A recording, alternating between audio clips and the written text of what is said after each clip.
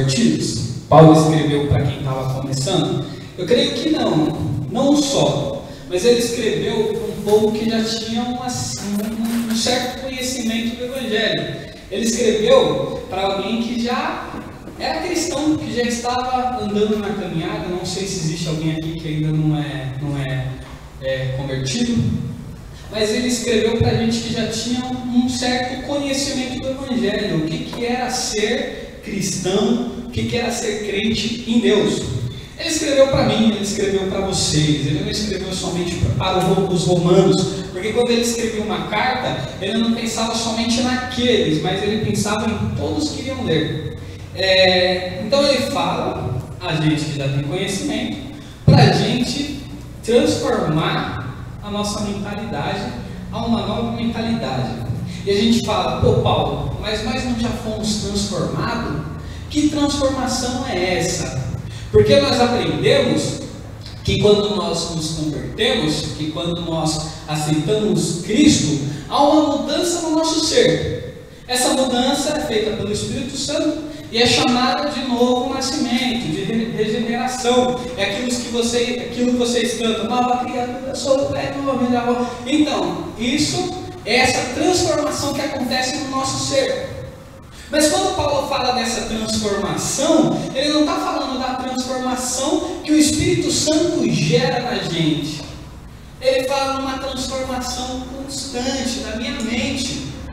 Ele fala numa transformação que eu devo viver. Não, o crente não é uma pessoa que foi transformado e agora pronto, eu sou crente. Será que está filmando ali? Bom, vou vir mais para cá porque pelo ângulo. O crente não é uma pessoa que deve, pronto, estou convertido, agora não precisa mais de nada. Precisa. Existe uma briga nossa com nós mesmos. Nós somos pecadores. Quem acha que nós somos, que nem algumas pessoas diziam um tempo atrás, até eu confessava isso, dizia que nós não somos pecadores. Nós somos, como que santos lutando contra o pecado. Não, a Bíblia não fala isso. A Bíblia fala que a gente é pecador. De fato somos pecadores. E o crente ele tem que saber isso, que eu sou pecador. E essa transformação de mente que Paulo fala para a gente é uma transformação. Tá pegando pronto. Essa transformação que Paulo fala para a gente é uma transformação do nosso intelecto. É uma transformação não somente que a Bíblia fala sobre um novo nascimento, mas uma mudança na minha mente.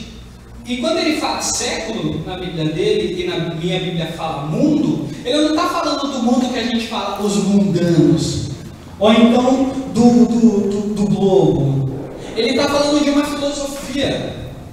Essa é uma parada interessante, porque olha só, ele fala de uma filosofia que foi criada lá fora, uma filosofia anticristã, uma filosofia que não busca Deus, uma filosofia que se afasta de Deus, uma filosofia que busca os seus próprios interesses e não o interesse de Deus, que não busca agradar o meu próximo, que não busca ajudar o meu próximo, mas busca o meu próprio lazer, minha própria felicidade. E o mais interessante, alguns de vocês podem discordar, alguns de vocês devem estar falando, esse cara pode falar, esse cara é louco. Existe um mundo dentro da igreja. Existe esse século. Não vos amoldeis com este século, deixa eu ver aqui. Não vos conformeis com este século. Infelizmente, existe um século, existe um mundo dentro da igreja. Existe uma nova filosofia dentro da igreja que afasta o cristão de Cristo. Existe uma filosofia que faz com que o cristão se aproxime dele mesmo, da sua vontade, mas não da vontade de Cristo. E vocês devem pensar, sério que existe isso? Existe, dentro da igreja, mais próximo do que vocês pensam. Lembra quando eu falei, quando eu me apresentei, que a gente tem que pensar um pouco? Que a gente tem que discernir o que é falado na mídia gospel para o que diz diz a Bíblia, infelizmente, muitos desses artistas midiáticos que a gente ama cantar as músicas deles, estão feridos por uma filosofia anticristã, uma filosofia que alimenta o próprio ego, a própria vontade, músicas falando que a gente tem que ser, que Deus não quer que a gente sofra, que nós não sofreremos, que se uma pessoa ir contra a gente, nós iremos para o palco e ela ficará lá olhando. Alguns aqui já sabem de que música que é. E coisas desse tipo, e a gente fala, nossa, que maravilha. E quando chega alguém falando assim, ó, gente, isso aí está errado. As pessoas olham e falam assim, isso aí é um crente frio. Eu não quero chegar perto desse cara, porque esse cara é um crente frio. Alguns até chegam a dizer, eu já ouvi várias vezes, que quem faz teologia esfria na fé. Eu já ouvi muitas vezes disso, quando eu falei, ó, eu vou para o seminário, chegaram em mim e falaram assim, cara, cuidado, velho, porque quando você vai para o seminário, eles fazem tua cabeça de uma forma que vocês não vão mais acreditar no poder de Deus. Pô, cara, e eu começo a me olhar, né, olhar para o meu hoje e olhar para o meu antigamente. E eu falo, eu consigo ver mais Deus hoje do que eu vi antigamente. Antigamente, eu via o que as pessoas chamam de o poder de Deus. E que na verdade é a minha emoção.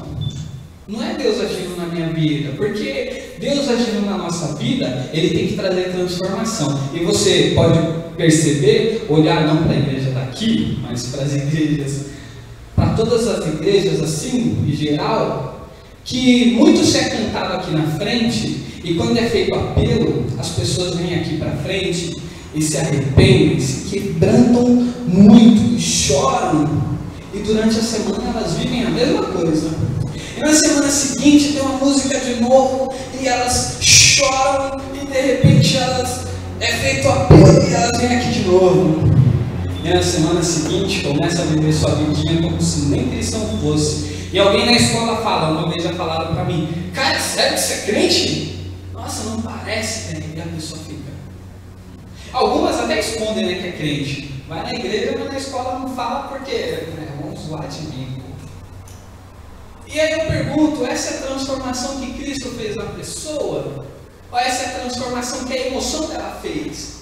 A pessoa ela está indo para a igreja por causa de Cristo ou por causa da emoção que ela sente? Uma vez a gente estava assim, passou por um tempo difícil na igreja e a gente estava tocando só com violão, né? Não tem bateria, não tem baixo, não sei se vocês sabem, mas quem já estudou o poder que a música faz na nossa emoção, no nosso psicológico, sabe que a junção de todos esses instrumentos e dependendo de como você toca, emociona as pessoas que estão aqui. Vocês podem perceber que às vezes você está lá na sua casa e passa uma música secular, né? Tem alguns crentes que não deixam ouvir, mas se você está ouvindo, ela é tão... Você chora, cara. Às vezes nem letra não tem, você chora. E vocês percebem que filme romântico também tem essas musiquinhas, por quê? Porque é a música que emociona. Pega um filme de terror e tira a música.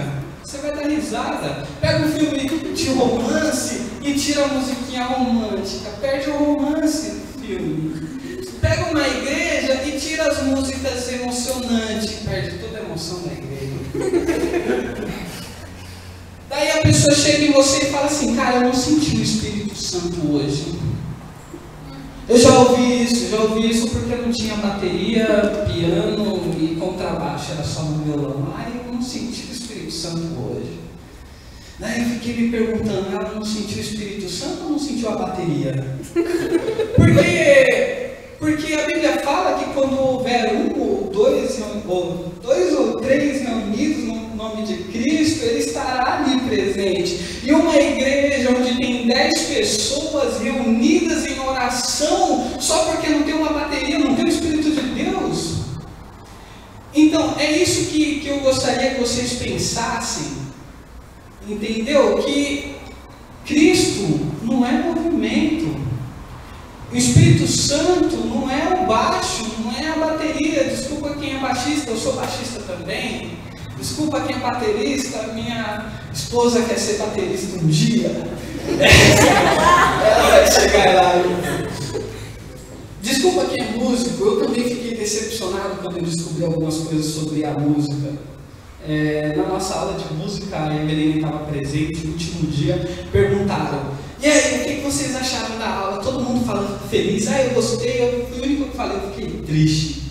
Aí olharam para mim: por que você ficou triste? Porque eu descobri que existe um mantra. Mantra é um negócio que faz o nosso cérebro se perder nas nossas emoções, assim a gente fica no controle de quem estiver falando. Isso acontece em muitas músicas e muitos encontros que tem. É feito por algumas igrejas um encontro onde a emoção é o principal show para que as pessoas venham a se entregar a Cristo, né? E um pastor que eu conheço, ele chegou em mim e falou: mas se Deus nos deu a música e o poder da música de emocionar as pessoas, por que a gente não pode usar? Vamos usar o teclado na hora da mensagem, para que as pessoas fiquem mais emocionadas, porque foi Deus que nos deu. E eu fico pensando, é a gente que tem que trabalhar ou é o Espírito Santo de Deus que tem que trabalhar? Entende? Lutero uma vez falou assim: se eu converter algum de vocês, qualquer um pode desconverter. Porque ele sabe que quando o homem converte o outro homem, esse homem nunca se converteu a Deus, mas se converteu ao próprio homem que falou, ou ao próprio ego.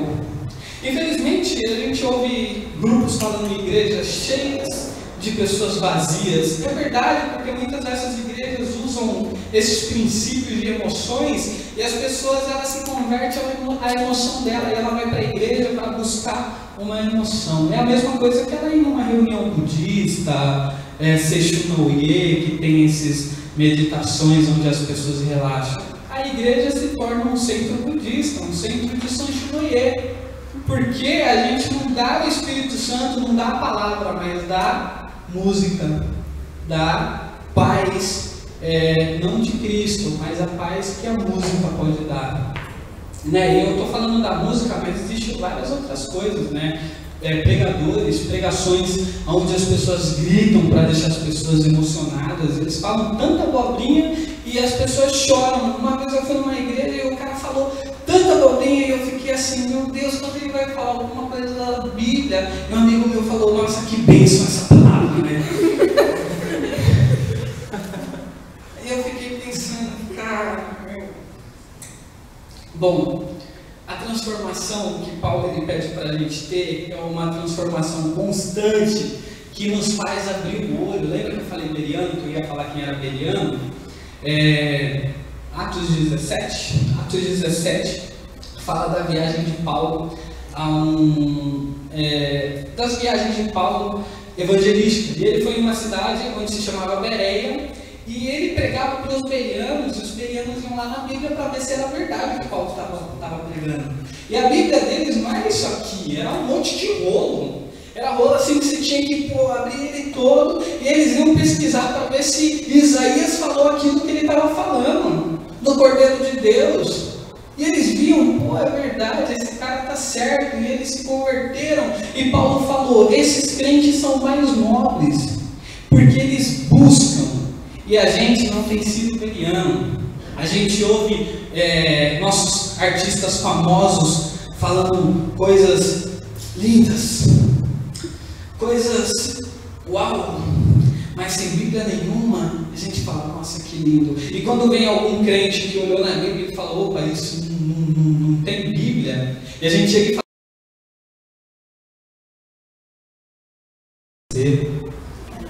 fala: nós podemos nos posicionar, isso está certo, isso está errado, não, isso aqui não tem a ver com Jesus, não tem a ver com o Evangelho, a minha fé é essa, a minha convicção é essa, marcar posições, sabe?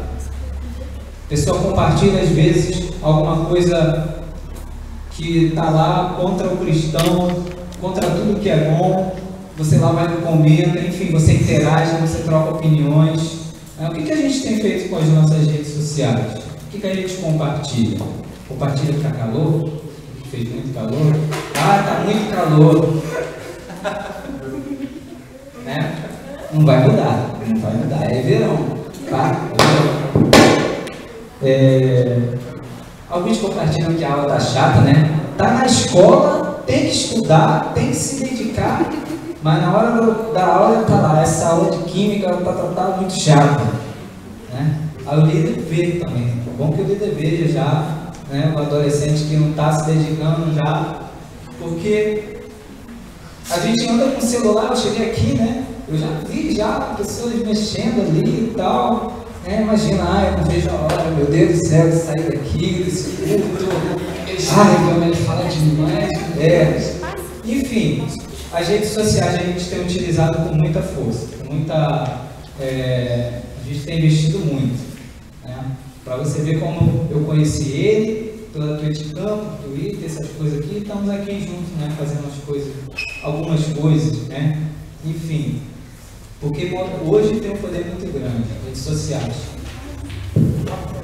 Bom, já tem 3 perguntas.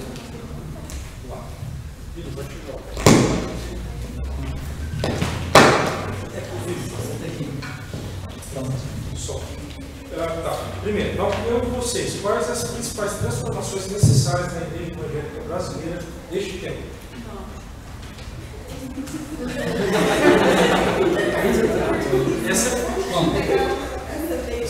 As principais.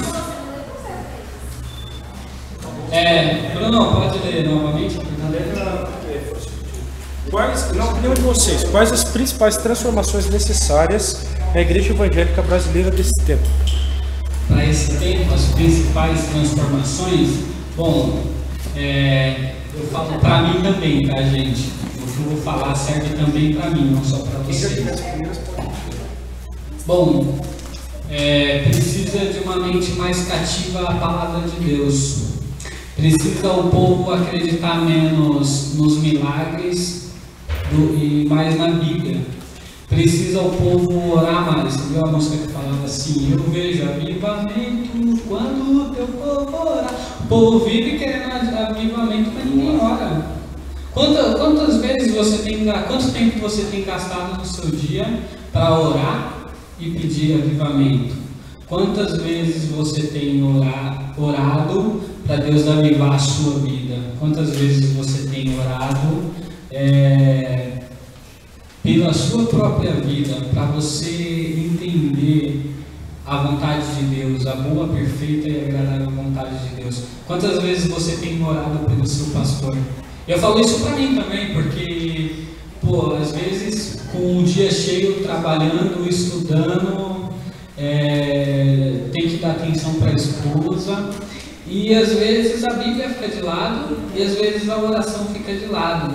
Então, eu acho que o que mais precisa, o que a igreja mais precisa é não de líderes também, mas de cristão que ore e cristão que leia a Bíblia e estude, cristão que raciocine, porque, a gente vai conversar com alguns crentes por aí e eles estão com a mente deles toda doente de um evangelho que não existe, de um evangelho que a Bíblia não prega. Gente ouvindo falar que, eu vou falar um pouco da teologia da prosperidade, que é o que a gente mais enxerga, igrejas pregando que a gente tem que prosperar, e as pessoas ficando doentes porque estão lá dentro e não prosperam e também não lê a Bíblia para ver que aquilo que o cara fala é mentira. Entende? O que mais precisa para quem escreveu e para os que não escreveu é orar por mim, é orar pela minha igreja, pelos meus irmãos, pelos meus líderes e buscar na palavra de Deus.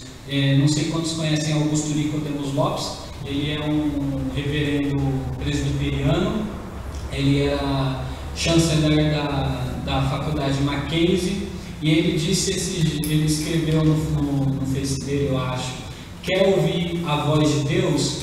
Leia a Bíblia. Quer ouvir a voz de Deus audivelmente? Leia a Bíblia em voz alta.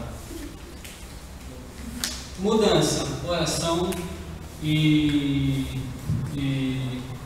oração, leitura e oração. Dá menos importância no que você vê, no que você ouve de pessoas na igreja, dá menos importância para desculpa os músicos, eu também sou músico, mas eu sou mais cristão do que músico, dá menos importância para a música, para a letra das músicas e mais importância para a Bíblia.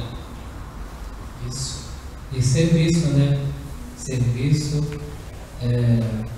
nós temos pessoas que estamos lavando os pés das pessoas, como Jesus nos ensinou, a escolher aquelas pessoas como amigas que talvez ninguém queira ser, para falar de Cristo a elas, para servir. Serviço é uma forma de você também fazer diferença, né? Você ser não só mais um, mas você também poder fazer, influenciar a vida das pessoas, né, de alguma forma. Existem influências que a gente fala assim, bem objetivas, mas tem aquelas anônimas, né? Tem pessoas que mudam com a nossa amizade, assim, a gente não falou nada, né? A gente não fala nada, porque o Evangelho tem esse poder, né? Você vê que no texto do lava-pés, Jesus não falou assim, agora eu vou lavar os pés de você, mas significa isso. Você vê que ele pegou e foi lavando os pés de cada um, todo mundo. E aquilo ali já carregava um ensinamento bastante profundo, né? E é isso, servir, né? Procurar servir a Deus. As redes sociais contribuem mais ou mais prejudicam o cristão, já que ela consome bastante o nosso tempo? Então, tudo tem equilíbrio, né? Eu acho que tem que haver hora para tudo. Tem que haver hora para você meditar, para você orar, para você estudar, fazer todas as coisas que a gente tem aí no nosso cotidiano. Então, como eu falei, as estatísticas das redes sociais falam que a gente brasileiros ficam bastante tempo e que a faixa etária que mais usa santo é a nossa, mas a gente não adianta ficar lá e tudo. Enfim, as pessoas estão se viciando também, né? Tem essa questão também muito complicada, que as pessoas não têm mais vida social, não têm mais uma vida relacional mesmo, de fato, né? Tem pessoas que você mora perto, mora no mesmo local e você não trabalha relacionamento, né? Você não senta mais na mesa. Muitas coisas simples, né, banais até, e as pessoas não estão vivendo. Então eu acho que é tudo com equilíbrio. Se a rede social ajuda ou atrapalha, depende do crente, né? Tem crente que diz que é crente, mas posta umas coisas meio estranhas. Uma hora posta a frase do John Piper, Paul Washer, outros caras legais aí, e outra hora posta foto em balada. Tem crente que faz isso. E outras coisas, né? Aí, você fica pensando, isso aí é crente, cara. Tem crente que posta mensagens evangélicas, como ele falou, ungidas pela palavra oração ou qualquer outra, mas que nem se pergunta o que está ali. E se uma pessoa que não é crente, quando ela lê aquilo, vai entender alguma coisa, porque às vezes o cara olha assim, essa pessoa é muito chata, só posta coisa que eu não entendo, coisa de crente, eu vou deletar ela. Então, se você quer ser uma pessoa, um crente que saiba usar, primeiro, se você não sabe usar, sai do Face. Se você quer ser um crente que saiba usar, poste coisa do seu dia a dia, poste coisa normal, posta a sua vida, só não poste nada que escandalize o Evangelho, não poste nada que faça as pessoas terem vergonha de ter você no Face, entendeu? E às vezes poste sim mensagens ali para evangelizar as pessoas, é bom. É legal também falar aqui no Facebook, você compartilha coisas comuns, não diretamente tem uma ligação com a fé, assim, no sentido direto, né? Você compartilha os seus gostos, o que você gosta, o que você curte, tal, outro curte, comenta, você se relaciona dessa forma, né? O irmão ele falou do John Jones, né? Tem gente que vai lá e comenta luta, torcendo e tal, não sei o que, sabe? Futebol, poxa, perdeu 5-0, sabe? O Atlético perdeu também. Enfim, Esse tipo de coisa acho que são comuns e são boas, são saudáveis para que a pessoa possa compartilhar, porque às vezes o crente é visto como o cara que ele tem um nível de chatura que ele não gosta de nada, entendeu? Então ele não fala de nada, sabe? Ele só compartilha, como ele falou, as coisas diretamente da religião, da fé, não fala mais nada, e as pessoas você não tem como se aproximar de alguém assim, sabe? Sem buscar coisas comuns e tudo mais. Então é bom. O que nós podemos fazer para restaurar o relacionamento com Deus?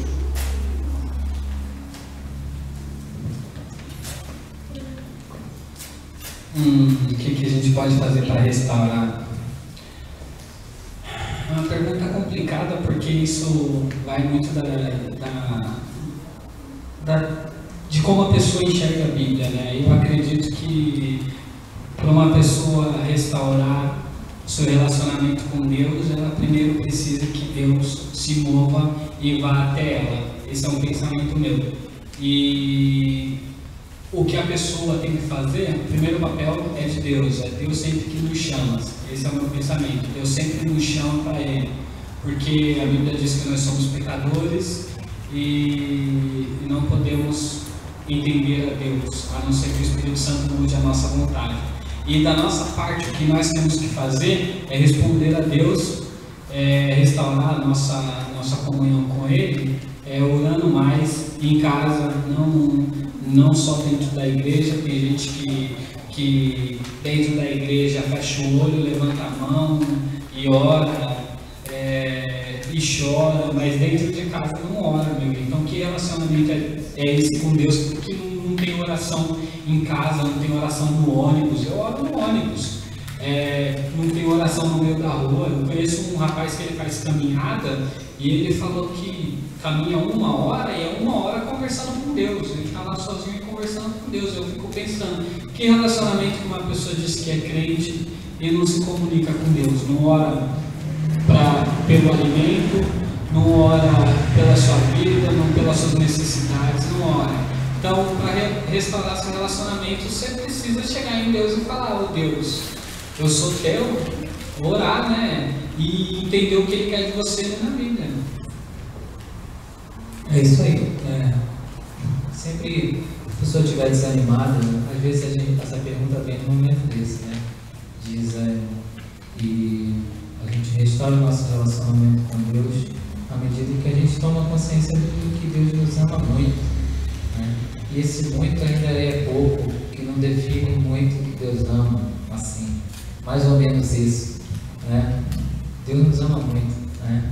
E Deus está mais perto da gente do que a gente pode imaginar, sempre, nunca longe, nunca distante, mas independente da situação. A gente tem que viver com isso, porque existem muitas coisas também que querem nos arrastar para um desânimo, para um lugar onde a gente se sinta longe de Deus, ainda que a gente não esteja. Então, que a gente tome sempre consciência disso, do quão grande é o amor de Deus. Vocês acreditam que o cristão deve se engajar em protestos como o que vimos em julho do ano passado e tem aumentado cada dia? Eu creio que sim, deve. Nós somos cidadãos, não somos somente crentes, não somos só cristãos, somos cidadãos e a gente tem direito. E se a gente não busca esse direito, quem é que vai buscar? Então sim, vamos para a rua, vem para a rua vocês, vamos lá. Eu tive num protesto também, estive lá no protesto, não fui todos os dias porque eu trabalho, estudo. Ano passado eu não estudava mais, mas trabalho e outras coisas me impediram, igreja também, me impediram que estivesse todos os dias, mas eu fui e eu creio que a gente tem que ir sim, né, buscar o nosso direito. E eu acho assim também, que não só deveriam participar, né? Eu acho que se os cristãos estivessem acordados mesmo, eles seriam os pioneiros de todas essas manifestações aí, deveriam estar à frente de todos, né? Fazendo todas essas reivindicações aí, enfim, onde o cristão não vai, não ocupa o território, né? não traz a sua mensagem, como eu falei, a gente tem uma mensagem, os outros política, ideologicamente, não sei, né? Vão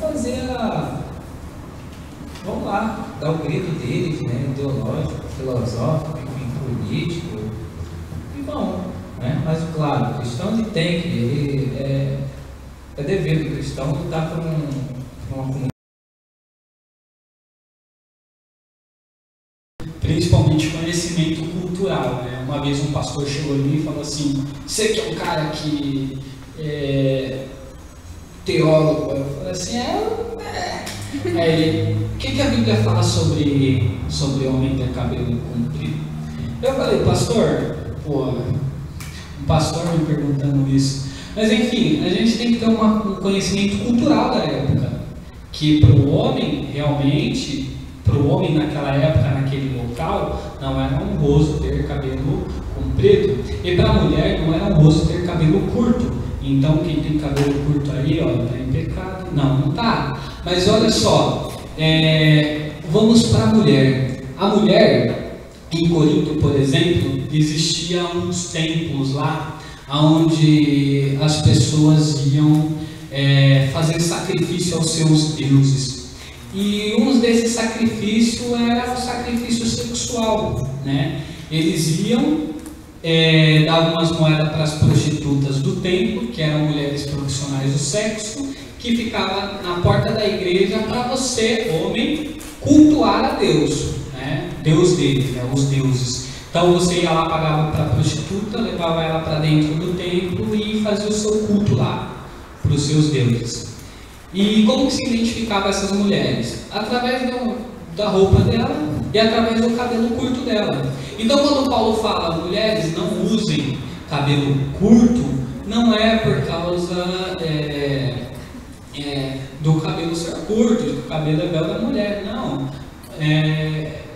Para não confundir a mulher cristã com uma mulher mundana, porque ela é prostituta lá. Hoje a gente vê mulheres dentro da igreja se vestindo iguais mulheres que vão no baile funk, né? E eu falo para vocês, gente, olhem para a roupa que vocês estão se vestindo. É que nem Paulo falando, olhem para o cabelo de vocês, para que vocês não sejam confundidos com essas panqueiras, para que vocês não sejam confundidos com essas meninas aí do mundo que gostam de ostentar. Tá ligado? Sobre a mulher fala no culto, o cabelo masculino também era da cultura da época, tá? Quando percebemos que somos ministrados por emoções e como devemos proceder? Eu acho que quando o Espírito Santo trabalha, na vida prática são provocadas mudanças, né? Surgem mudanças. E quando é uma questão emocional e tudo mais, não vai haver mudança nenhuma. Basicamente é isso, porque o Espírito Santo transforma você para a vida e para caminhar, cada dia mais, né? Para que realmente você veja a diferença, as pessoas vejam a diferença, enfim. O Espírito Santo ele não trabalha à toa, né?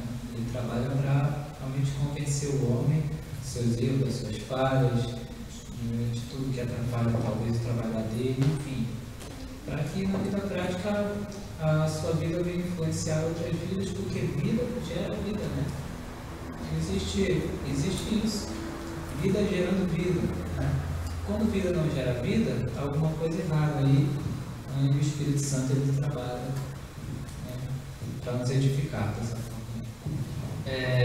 Essa é uma das perguntas que eu mais ouço na minha vida, né? Porque eu sou uma das pessoas, eu falo muito sobre música, sobre o poder da música nas pessoas, sobre o Espírito Santo, e então as pessoas sempre me perguntam isso. Assim, é um tanto difícil no momento, né? No momento que você está lá no louvor, porque realmente você pode ser levado pela emoção e pode ser o Espírito Santo que está falando no seu coração. Vou contar uma história da minha vida. Eu, por um bom tempo, eu acreditei que eu orava em línguas.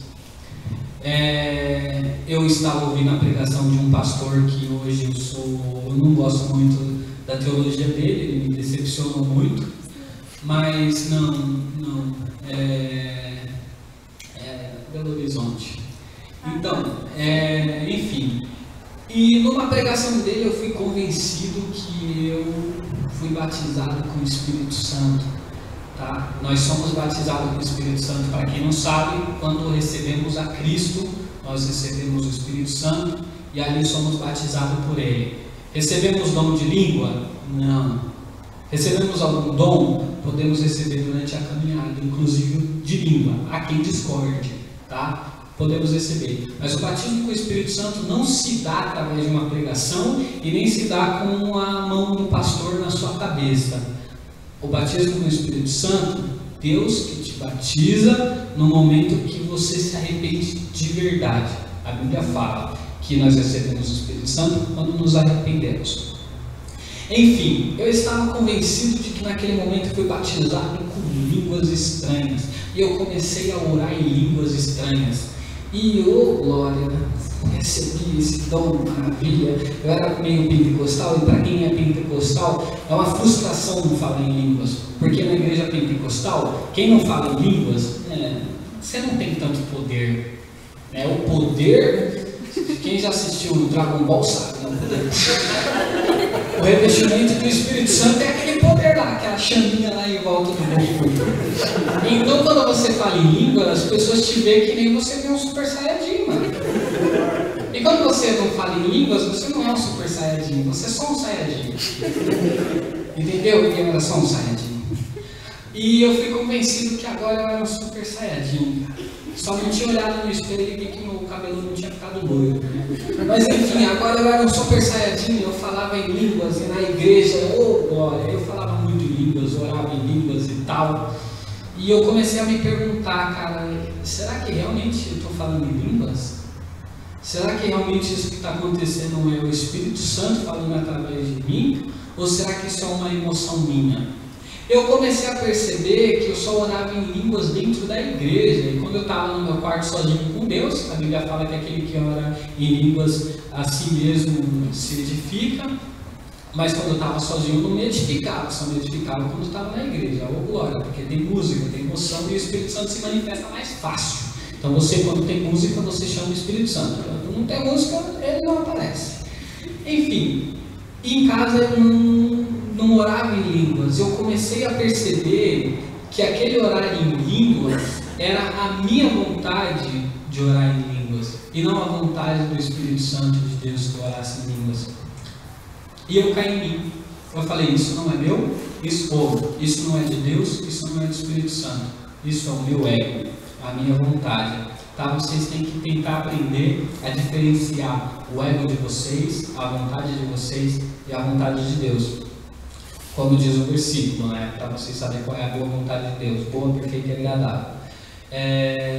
Eu meditando na Bíblia, meditando na minha vida, fui sincero comigo mesmo. Me doeu na época, porque eu ainda era um pouco pentecostal, já estava transformando a minha mente. Não que ser pentecostal é errado, mas algumas coisas no pentecostalismo têm que ser melhor vista à luz da Bíblia. E eu fui sincero comigo mesmo. Eu não falo em línguas, eu nunca falei em línguas. Os juricantas que eu falava é meu e não de Deus. Parei de falar em línguas e, cara, a minha vida com Deus foi muito melhor do que quando eu falava em línguas. Porque, cara, é tão bom você falar com Deus e falar o que você sente, do que você achar que está falando alguma coisa e que Deus está recebendo. Entende? A questão de você saber quando é Deus não é momento, mas é mais longo. É você olhar para você e olhar se aquilo está fazendo uma mudança na sua vida. Lembram lá? Mas é bom você analisar a sua vida, se não é somente choro, tá? Se aquilo está causando mudança em você. E se aquela mudança em você está mudando as pessoas. Se é uma mudança transformacional, olha que palavra bonita. Se é uma mudança transformacional, se essa mudança está te transformando as pessoas perto de você. Se é o Espírito Santo, é permanente. Se não é o Espírito Santo, é fogo de palha, que a gente chama de fogo de palha. É bem parecido, só que um queima eternamente, no bom sentido, tá? E o outro queima só um pouquinho. Com o tempo, a pessoa que está sendo ministrada por si mesmo, ela vai se distanciar de Deus Esperamos que um dia ela seja tocada realmente por Deus, tá? E assim deve ser nossa oração, principalmente dos líderes aí, para que todas as pessoas que estão sendo tocadas aqui não seja a emoção, mas seja o Espírito Santo. E se tiver alguém sendo tocada por si mesmo, que o Espírito Santo ministre, né? Amém? Uma palavra de encerramento, Luiz. Só agradecer a todos aí, né? E agradecer a Deus. Né? Eu acho que tudo, às vezes uma conversa dessa pode ser muito mais edificante do que tantas outras coisas. A gente nunca sabe quanto de impacto gera no que a gente fala, mas agradecer a Deus, que Deus conduz todas as coisas, né? Depois a gente pode passar o nosso Facebook do blog, o endereço do blog, e pela internet, enfim, fica mais fácil. Vocês podem ensinar a gente. Qualquer dúvida, qualquer coisa queira compartilhar ou querendo nos ajudar. Poxa, tem muita gente que a gente conhece na internet que, tipo, você quer criar conteúdo para o blog, alimentar um pouco o blog ou a página na internet, poxa, o pessoal vai lá, sabe, e contribui também. Enfim, que a gente possa crescer com tudo isso que foi falado, aprender a servir a Deus melhor, com mais qualidade, sempre crescendo, sempre transformando, né? Se transformando a outros também. Bom, eu agradeço também pelo convite de vocês. Desculpa aí por demorar, que a gente gosta um pouco de falar. A gente não sabe quem é que gosta mais de falar. Eu morei com ele 1 ano e meio mais ou menos, e era difícil porque a gente ia dormir 2, 3 horas da manhã conversando, né? Então imagina, se aqui a gente fala bastante, imagina quando tá nós dois sozinhos, né? É tenso, né? A nossa conversa só parava quando a minha noiva na época ligava, né? Aí tinha que parar, tinha que dar atenção. Hoje eu estou morando com ela, não posso ficar mais até muito tarde conversando com ele. Mas enfim, desculpem se a gente fala demais, né? Visitem o blog, visitem o Facebook, a mina aí do Tumblr é A Mente Cristã, tudo junto. Visita nós também lá. A gente tem um conteúdo, eu acho que é legal, porque as pessoas reblogam, né, compartilham. Eu acho que é legal. Tá? Então, visitem a gente. Muito obrigado. Quem já conhece o blog, muito obrigado por participar também. Tá? É isso aí.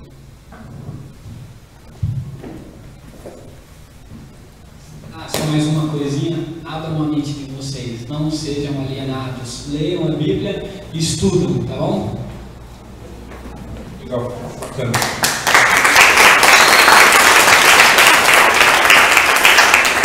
A gente vai orar, pedir um ministério de louvor para se preparar para a gente cantar a última música, e enquanto isso a gente vai fazer uma oração agradecendo a Deus tudo que a gente ouviu, né? Nós vamos cantar agora um louvor com o Espírito Santo, não de emoções.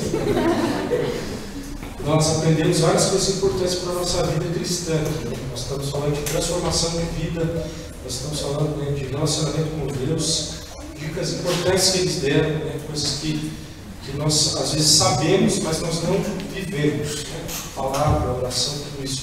Então que Deus possa nos despertar, né, nesse momento de reflexão, para que Ele possa ajustar a nossa vida espiritual. Vamos orar? Vamos orar. Senhor Deus, nós queremos te agradecer, Pai, por esse momento. O Senhor, Deus, falou conosco, Deus, através, Deus, do Leandro, Deus, do Paulo. Deus, nós te louvamos.